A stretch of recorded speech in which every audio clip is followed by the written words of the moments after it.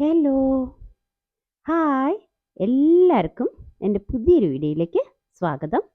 ഇന്നൊരു കിഡിലൻ കബാബായിട്ടാണ് വന്നിരിക്കുന്നത് കേട്ടോ.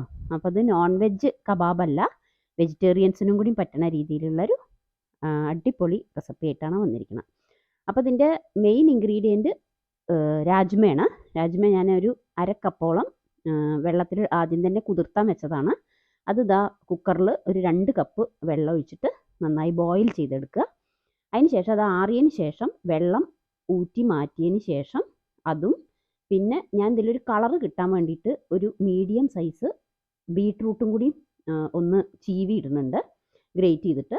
പിന്നെ ഒരു അരക്കപ്പോളം പനീർ അതൊന്ന് കൈകൊണ്ട് ഉടച്ചിട്ട് അതും ചേർക്കുന്നുണ്ട്. അതിന് ശേഷം ഒരു കഷ്ണം ഇഞ്ചി, 2 പച്ചമുളകും കൂടി ഇടുന്നുണ്ട് എരിവിന് വേണ്ടിയിട്ട്.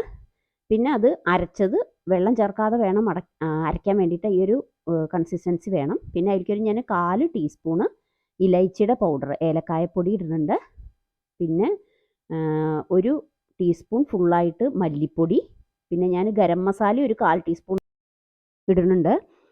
പിന്നെ അതിലേക്ക് ജീരകം ഇടുന്നുണ്ട്, മല്ലിയിലി, അതിന് വേണ്ട ഉപ്പും കൂടി ചേർത്തിട്ട് നന്നായി കുഴച്ചെടുക്കുക. പിന്നെ ഇതിലേക്ക് ചിക്കൻ മസാലയോ മീറ്റ് മസാലയോ ഏതെങ്കിലും ഒന്ന് 1/4 ടീസ്പൂൺ ഇടണേ. ഈ ഒരു വെള്ളം ആണ് വേണ്ടത്, നമുക്ക് കയ്യിൽ വെച്ചിട്ട് ഷേപ്പ് ആക്കിയിട്ട് എടുക്കാനുള്ളത്. പിന്നെ ഒരു ഇടിച്ച മുളക് ഒരു 1/2 ടീസ്പൂൺ ഇടുന്നുണ്ട്. അത് കാരണമാണ് ഞാൻ പച്ചമുളക് ഒരെണ്ണം കമ്മിയാക്കി, അല്ലെങ്കിൽ 3 എണ്ണം ഒക്കെ ഇടാം കേട്ടോ. ഇടിച്ച മുളക് ഇടയിൽ കടിക്കാൻ കിട്ടുമ്പോൾ ഒരു ടേസ്റ്റാണ്. പിന്നെ ഇതിലേക്ക് നമുക്ക് ഒരു ബൈൻഡിങ് ഒന്ന് കിട്ടാൻ വേണ്ടിയിട്ട് 1 ടീസ്പൂൺ നന്നായി കുമിച്ചിട്ട് കുറച്ച് കടലമാവാണ് എടുക്കേണ്ടത്. അതും എടുത്തതിന് ശേഷം പിന്നെ വെളുത്ത എള്ളും കൂടി ചേർക്കുന്നുണ്ട്.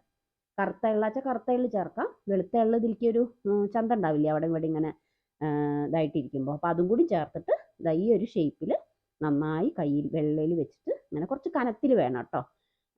അങ്ങനെ ഇതാക്കിയിട്ട് അതിലേക്ക് പിന്നെ ഒരു മെയിൻ ഇൻഗ്രീഡിയൻ്റ് ആണ് നമ്മുടെ പീനട്ട്സ്, നിലക്കടല ഒന്ന് റോസ്റ്റ് ചെയ്തിട്ട് അതിൻ്റെ തോലൊക്കെ മാറ്റിയിട്ട് ഒന്നിങ്ങനെ നമ്മൾ നന്നായി പൊടിക്കരുത്, അങ്ങനെ തരിതരിപ്പായിട്ടൊന്ന് മിക്സിയിലോ അല്ലെങ്കിൽ ഒരു ഇടിക്കല്ലിലൊന്ന് ഇടിച്ചെടുത്താലും മതി. അതിലൊന്ന് 2 പുറമായിട്ട് 4 പുറം ഒന്ന് ഇങ്ങനെ സ്പ്രെഡ് ചെയ്തെടുക്കുക.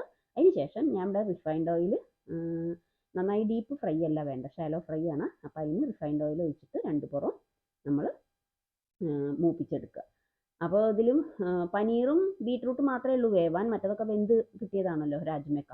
അപ്പോൾ നല്ലൊരു ടേസ്റ്റി ഡിഷാണ് കേട്ടോ. നല്ലൊരു പുതിനയുടെയും മല്ലിയിലയുടെയും ഒരു ചട്നിയും ഒക്കെ, ഗ്രീൻ ചട്നിയൊക്കെ ഉണ്ടാക്കിയ, നല്ല എരിവുള്ള ഒരു ചട്നിയൊക്കെ ഉണ്ടാക്കിയ അടിപൊളിയാണ്. ഒന്ന് ഉണ്ടാക്കി കൊടുക്കൂ കുട്ടികൾക്കൊക്കെ. ഇത് നമുക്ക് കടല വെച്ചിട്ടും ചെയ്യാം. ഇതെല്ലാവർക്കും ഒരേപോലെ ഇഷ്ടപ്പെടുന്നൊരു അടിപൊളി ഡിഷാണ് കേട്ടോ. നല്ല ഹെൽത്തി ആണല്ലോ, ഇൻഗ്രീഡിയൻസ് എല്ലാം നല്ല ഹെൽത്തി ആയിട്ടുള്ളതാണ്. പിന്നെ വെജിറ്റേറിയൻസിനും നോൺ വെജിറ്റേറിയൻസിനൊക്കെ ഒരേപോലെ യൂസ് ചെയ്യാൻ പറ്റിയൊരു കിടിലൻ ഡിഷാണ്. നല്ല ചട്നിയൊക്കെ വെച്ചിട്ട് പെയർ ചെയ്യാൻ പറ്റിയ അടിപൊളി ഡിഷാണ്. എല്ലാവരും ട്രൈ ചെയ്തിട്ട് അഭിപ്രായം പറയുക. എല്ലാവരും ലൈക്ക് ചെയ്യുക, ഷെയർ ചെയ്യുക, സബ്സ്ക്രൈബ് ചെയ്യുക. അപ്പോൾ അടുത്തൊരു വീഡിയോ ആയിട്ട് നെക്സ്റ്റ് ഒരു റെസിപ്പി ആയിട്ട് കാണാം. Okay, thank you.